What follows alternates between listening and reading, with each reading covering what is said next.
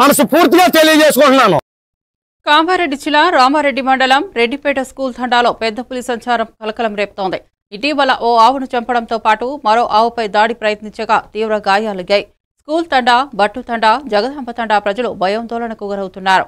అటవీ శాఖ అధికారులు ఘటనా స్థలానికి చేరుకుని పంజా గుర్తులు, మిగిలిన అవశేషాలను పరిశీలించి పులి ఉన్నట్లు ధృవీకరించారు. పులి కోసం గాలింపు చర్యలు ముమ్మరం చేశారు. ప్రజలు జాగ్రత్తలు పాటించాలని సూచించారు.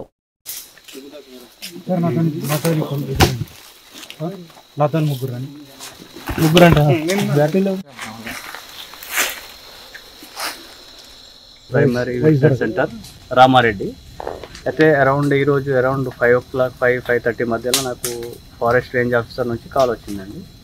అయితే ఈ అన్నారం శివార్లో క్యాటిల్ టైగర్ అటాక్తో చనిపోయిన క్యాటిల్ మీద వాళ్ళు పాయిజన్ వేసిండ్రు అని చెప్పేసి ఇన్ఫర్మేషన్ వస్తే వాళ్ళు మాకు కాల్ చేయడం జరిగింది.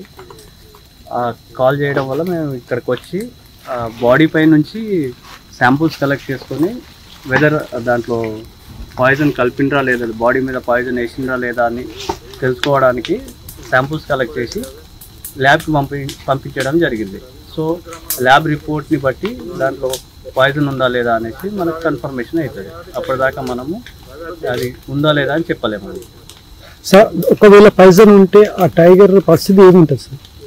ఒకవేళ పాయిజన్ బాడీ మీద టైగర్ అంటే జనరల్గా డెడ్ బాడీని అయితే టైగర్ అటాక్ అంటే తినడానికి ఇష్టపడదు. ఒకవేళ ఏదైనా ఆకలితో ఉండి అట్లాంటి సిచ్యువేషన్లో అయితే బాడీ మీద పాయిజన్ ఉండి టైగర్ దాన్ని తిన్నదనుకోండి, టైగర్ కూడా ఎఫెక్ట్ అయ్యే chances. Forest divisional officer Kamareddy పనిచేస్తున్నాను. మాకు నిన్న సాయంత్రం ఇన్ఫర్మేషన్ వచ్చింది ఏంటంటే సిరికొండ రేంజ్లో టైగర్ మూమెంట్ ఉన్నది. ఇట్ ఎనీ టైం పక్కనే మాచారెడ్డి ఫారెస్ట్ ఉంటుంది కాబట్టి ఇక్కడ కూడా వచ్చే ఛాన్సెస్ ఉన్నాయనేది ఇన్ఫర్మేషన్ ఇచ్చినారు.